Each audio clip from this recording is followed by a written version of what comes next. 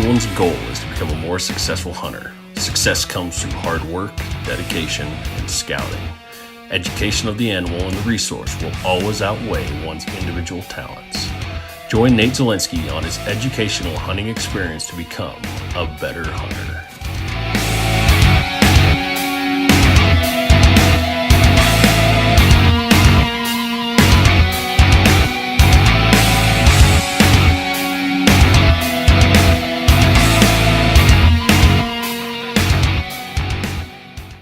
Hey guys, I'm Nate Zielinski and welcome to 10 Weeks to Successful Elk Hunting. Guys, we get hit up so much through all these live feeds and everything we do in the hunting industry, and people ask, I want that Western hunting experience. I want to come out and I want to elk hunt. I want to achieve my dreams. How do I do that? So guys, we put together this 10-week series where it's all about being a successful elk hunter. Literally putting an elk on the ground in 10 weeks of this educational source. So whether you are an experienced hunter, maybe an elk hunter, maybe a deer hunter, maybe you've never hunted at all, guys, we're going to talk about all the essentials that I personally think it takes to be a successful hunter. We're going to talk about selecting the right area. We're going to talk about gear, shooting. Everything that I think you need, you can do it in 10 weeks. So again, through the scouting process, through this educational process, it's what I personally do on a yearly or daily basis to achieve our goals of being successful every single fall. So a lot of people see the bulls we put down, and again, everybody asks, man, you must be in a great spot. Man, they're on private ranches, they're doing this or that. You always hear people finding an excuse for why somebody else is successful, myself or anybody. When in reality, if you put the work in, you build the education, you do everything that you should be doing, through the scouting educational, preseason. It's really what leads to that successful hunt this coming fall. So, guys, welcome again. I'm your host, Nate Zielinski, and guys, this is 10 weeks of successful elk hunting. With that being said, number one thing we're going to talk about, guys, is planning your hunt. So, number one, what do I look for in an area? How do I determine from starting date? Where do I go?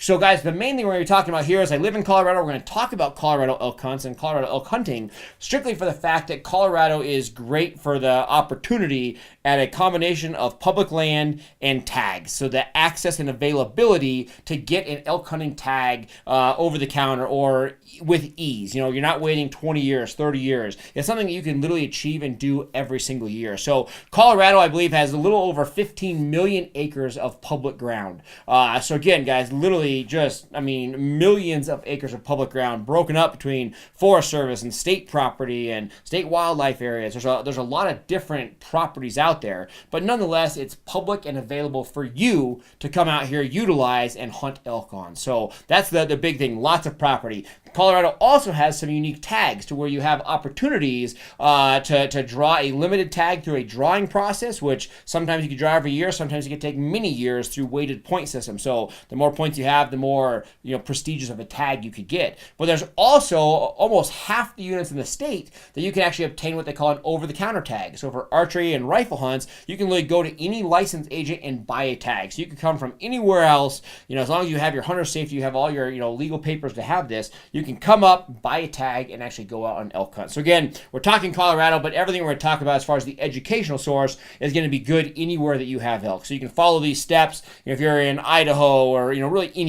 You could be in Wisconsin or Pennsylvania. So again, anywhere that you have elk, you can follow these concepts, follow this 10-week process, and it's going to make you successful. So to start it off, the number one thing we're going to talk about is expectations. That's the number one thing we talked about. So again, guides talk about this to their customers and their clients. I talk about this to people, maybe we're filming with or hunting with, or I ask myself this: what are my expectations? What are my goals? Because I plan an entire hunt through those expectations and through those goals. So again, knowing what I'm looking for, what I'm trying to achieve is going to set up, how I scout, when I scout, how much I scout, the dedication, the property that I select, everything like that comes through that. So when we talk about expectations, everything could be from the animal itself. So my expectations, I want to shoot a cow. I'm looking for meat. I don't care about antlers. I just want to go out and have a successful elk hunt. So I'm going to chase a cow. Hey, I want a bull. With that, do you want, any bull? If it's got antlers, that's a great bull for me. I'm looking for a very mature animal, or I'm looking for the king of the mountain. I want the biggest bull out there.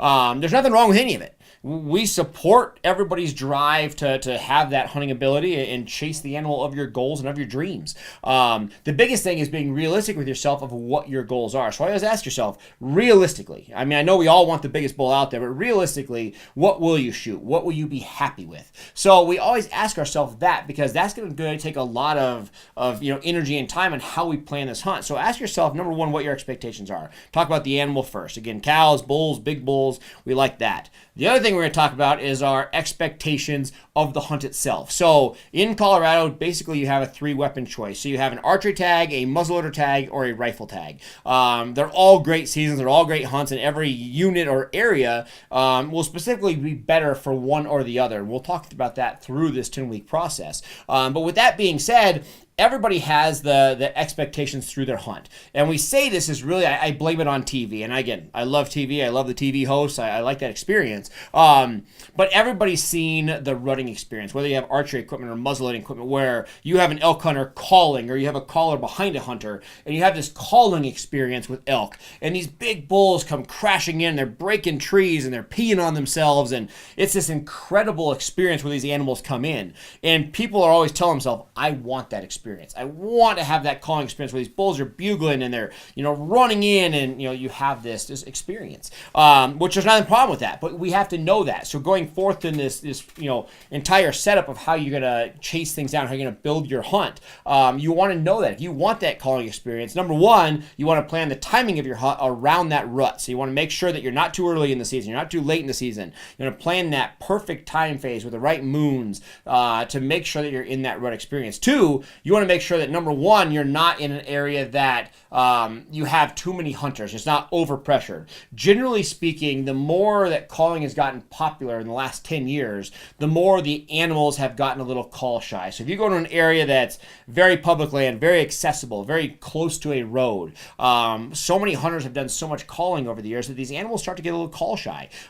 So again, you have to kind of keep that in mind. So if you do want that calling experience, you're possibly looking at an area that has fewer hunters, or an area, more precisely, that is further away, further from the roads, a little bit harder, access. It's not easy to get to. Those animals aren't getting as much pressure, therefore aren't getting calling to, and therefore are not call shy. The other thing we look for is we look at overall the herd count. So Colorado Parks and Wildlife, our managing agency for wildlife, puts out a publication every year, and you can look at this publication and you can actually look at the count, so the bull to cow ratios. And generally speaking, if you have a lower cow count, the bulls are going to be more aggressive to gather those cows, and you get a far better rut experience. So all of a sudden, you have this great experience where you have fewer cows, the bulls are fighting for those cows, they're much more likely to bugle, they're much more likely to gather harems and fight for those cows. As opposed to if you have a lot of cows, every young bull out there can gather a herd. A big bull can only obtain or manage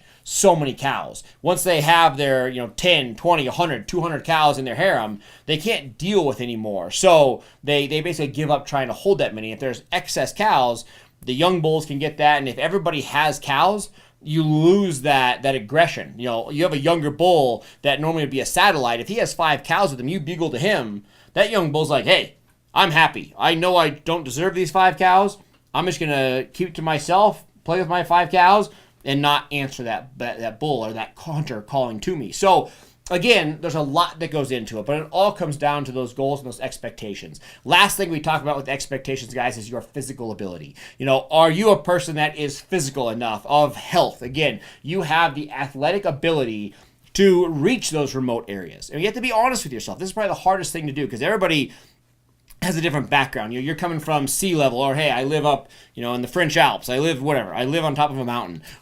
So everybody has a different physical ability. You have to look at the areas in which you're hunting and ask yourself, am I physical enough to go on a 5-mile pack into some really rough backcountry to where I have these animals that have never been hunted? Or realistically, am I better off to hunt some lower ground, and my capabilities of hiking a half mile from the access points from the roads, and that's where I'm going to be hunting? So again, expectations and goals. Number one, ask yourself those questions: the animal, the experience, and that's going to help us line you up to what you're looking for in an area to be successful with that hunt. So again, ask yourself that, and as we kind of go through this, we'll walk you through all these processes. But again, think about that, number one. Number two, as we go into this, talking about the area that you select. So in Colorado, we talked about tags briefly, but again, we have a limited tag. So in basically the first week of April of every hunting season, hunters can apply for a limited license. So again, somewhere around half the units in the state, you have to apply for this limited license. So everybody puts in for a license,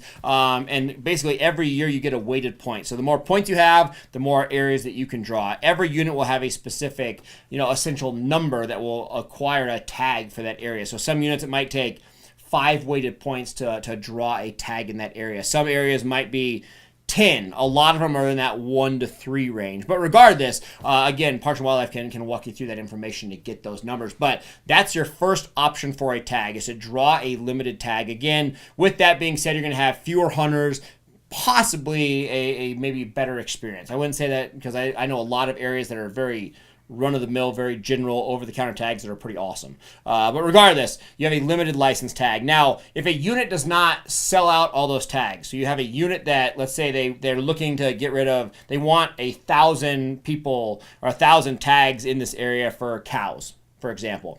If the limited license process only ends up with 800 tags getting drawn out, there's 200 left, that goes into what they call a leftover pool. So you have a leftover license that goes for sale sometime in the middle of the summer. So you have a limited license, then you have a leftover limited license where hunters can get that. Once that quota is filled, there might only be 200 of them for a particular area, and there might be 10. Those licenses get taken by a hunter, and that license process is now closed. Now you still have a couple other options. We talk about the over-the-counter option. So again, for second and third rifle hunts, as well as the archery hunts, for elk, you have the option of what they call an over-the-counter area. So you have basically a tag that you can, again, in probably half the elk units in the state, you can go to any licensed agent and you can really walk in and purchase an elk hunting tag. You can do it before midnight of the day you hunt, and in a lot of areas you can do it throughout the season, depending on what season that is. But regardless, these over-the-counter tags are great because, again, you have lots of options of units, and you can take this, it's not specific to a certain unit. So as long as the unit is listed as an over-the-counter unit, you can hunt, the northern portion of the state. You can go to the southern portion of the state. You can bounce around to any of the available over-the-counter license units to hunt that animal. So it's great for that option. The last option, or actually the last couple options for tags, is now we have a new thing called a reissue tag. So if a hunter draws a limited license, so again, you draw in April for a limited license. If you draw that limited license, and if before a month ahead of the tag, so again, 30 days prior to the start of that hunting tag, if you feel that you cannot use that tag, let's say your health is in poor, work came up, whatever reason, a hunter is allowed to turn that tag back in. So 30 days prior, you can turn that tag back in. You can choose to either get your points back, your weighted points, or you can get money back. But that tag then goes into what they call a reissue pool. It's only available for tags that are 5 points or less. But basically, on random, the Colorado Parks and Wildlife will reissue a tag that you can find on their website and you can purchase online, and you can buy a reissue tag. Again, some of these tags might take 2 or 3 years to normally draw, and you can buy them basically over the counter as a reissue tag. And again, those reissue tags are going to show up, generally speaking, right around that 30 days prior to that hunt, even sooner sometimes. But again, that's a great option to check for tags out. So we always check that reissue tag. And the last option is basically what they call a voucher system. So landowners in a specific unit. So it's very specific to the units, but landowners get what they call a landowner preference voucher. And basically it's a permission slip to obtain a tag. And these people can sell these vouchers. It's only allowed one party sale, so you'd have to buy it from the landowner. These are very limited, very hard to find. But again, since we're talking about all licenses, that is an option. So a lot of people will have a connection. They can buy a voucher from a private landowner in that unit and can obtain a tag that way. But again, we talk about all the tag options because, again, everybody thinks that it's so unachievable. Everybody's like, man, I'd love to go on an elk hunt. When I Google it and I check it out, I see, oh man, it's so hard to get an Arizona tag. Oh, it's so hard to get, whatever, a New Mexico tag or whatever. Colorado is super friendly about it. So even if you don't draw, you can literally show up, go to a licensed agent, walk into Bass Pro, walk into Cabela's, buy a tag and go hunting the next day. So again, tags are readily available and accessible, so you have no excuses not to come out here hunting. It's just what it is. So again, that's the license process. Again, you can always contact me. I can walk you through that more. Again, everything is available at the Colorado Parks and Wildlife website, and that can walk you through all those tag options as well. But again, so there are tags available. Generally speaking, our archery season is going to be considered a rut tag. Our archery season is a month long, so you're actually going to have a pre-rut, a rut, and in some situations, even a post-rut. Our muzzleloader season falls right in the middle of archery season. There's no breaks, so you're actually out there with the bow hunters. So the bow hunters and the muzzleloaders are coinciding out there in the woods together, and that muzzleloader is generally speaking by prime rut. So it's mid-September, and generally speaking, you would say that that's going to be a prime rut situation with that muzzleloader. Then our rifle season start in October and go till basically later November. And then we have the first rifle tag is actually elk only. It's a 5-day season. You have second and third rifle tags, which are elk and deer combined. Those are both 9-day seasons. And your fourth rifle, which is basically your winter late hunt, and that is going to be a 5-day season as well. So a lot of tag options with it. So again, find your goals, find your expectations, where you are as a hunter, physical ability, what animals you're looking for. Look at the tags that are available for that type situation, and you're starting to get somewhere. Next thing we're going to talk about, guys, I look at what tags are available, I look at my goals, and then I actually start looking at the units itself. And the biggest thing for me, so many people get caught up in the size of the animal, and so many people get caught up maybe in the herd counts, which I look at all these things. But for me, selecting an area, I want to make sure that I am as successful as possible. And the biggest thing that I hear from hunters across the board, I'm at sport shows, I'm at events, and everybody I hear blames the weather. Old Mother Nature, unfortunately, takes the brunt of all negative comments as a hunter. So I'll be at a show, I'll be talking to people, and everybody's like, man, it was a tough hunting season. It's just too hot. I was an archery hunter, I was a muzzleloader, it's just too hot. They weren't rutting. And you hear this, and every spring, obviously there's calves. Our herd populations are going through the roof. They're breeding. Maybe it's happening at night. Maybe since it's so hot, maybe they're calling less. But regardless, the animals are going through the motions. They're in the process. They're breeding. But it might not be as aggressive to you, the hunter, by hearing, maybe because it is warm. So in those warm conditions, number one, change your tactics. Learn to hunt water instead of a calling experience. But we're going to walk you through that in another week. But again, there's options for you. But for me personally, I always select a unit that has the greatest elevation change as possible. Because again, you're always going to have the archery hunters, the muzzleloaders, even the first rifle, they're going to complain about the heat. They never complain about the moisture. They like it cool. But everybody complains about the heat. And then the fourth rifle hunters in November, I constantly hear about too much snow. We couldn't access our camp. The snow drove the animals out of our area. And people complain about weather. It's just what it is. And really, it's not so much that it's ruining your hunt. You're just not adapting to the animals. But regardless, skip that whole part. Right now, it's all about the unit. So for me personally, I always want to look at the elevation change. So instead of making up excuses why the animals were there, weren't there, why they were active, not active, I always find a unit that has elevation change. If I can find a hunting unit, again, a game management unit in Colorado, that has elevation change, maybe 2,000, 3,000, maybe 5,000 feet. We have a lot of units that have that nice 5,000 foot swing. If you can find that type animal, you can always go to the right conditions. So let's say you have that area that your lower lying ground is right there at that 7,000 feet, but then you have tree line conditions at 12,000 feet. That's a perfect unit. Because now all of a sudden, when it's hot in September, you can go up in elevation. You can go to tree line where it's 30, 50 degrees cooler, and those animals are more active. They're not affected by the 90-degree heat. The animals are in both spots. The animals are going to be low, the animals are going to be high, but they will act differently in each area. So for me personally, I select a unit that has the most elevation change to where if it's hot in September, I can go way up high, get to colder temps, find breeding animals, find rutting animals, and have that experience. But now all of a sudden, it's third, fourth rifle season. It's snowing, it's cold. Instead of staying up high, I'm going to go to the way opposite. I'm going to go to that 7,000 foot elevation. It's going to be warmer, less snow. And all of a sudden now I can accommodate my hunt in that type area. So there's units in the state that are going to be very mellow. You might have a 2,000 foot elevation change. which again, there's nothing wrong with that as long as the weather's right, as long as the animals are right. It's a great unit. But again, it doesn't give me as much versatility to accommodate my goals, to accommodate what the animals are best for my hunting style. So again, when I'm selecting a unit, I pull it up. I mean, find it out on all your information, but search out those units. You want to find a hunting unit. There's across the state. There's a lot of them. But the more elevation change you have, the more versatile your conditions will be, and therefore you're going to find the right situation to make you have that successful hunt. So again, when you're talking about this, that's the biggest goal there, is find those major elevation changes. Now we've got to keep going forth. So now let's say, okay, I have my goals, I have my expectations, I know about the units, I found an elevation change, so I know this unit is, again, it requires a couple points. I've been acquiring points so I can apply for this unit. Hey, I've never had an elk tag, I'm going over the counter. So I look at the over the counter units, I find that elevation change, I'm getting closer. I'm starting to find those areas. Next thing I look for, guys, is I look at, again, going back to our expectations. Hey, let's say I want a calling experience. I want to make sure that I hear bulls bugling. I'm hunting that rut. If I want to have that calling experience, I want to have less hunters. I don't want to have abused areas. I want to be able to find my nook and cranny where I don't see a person.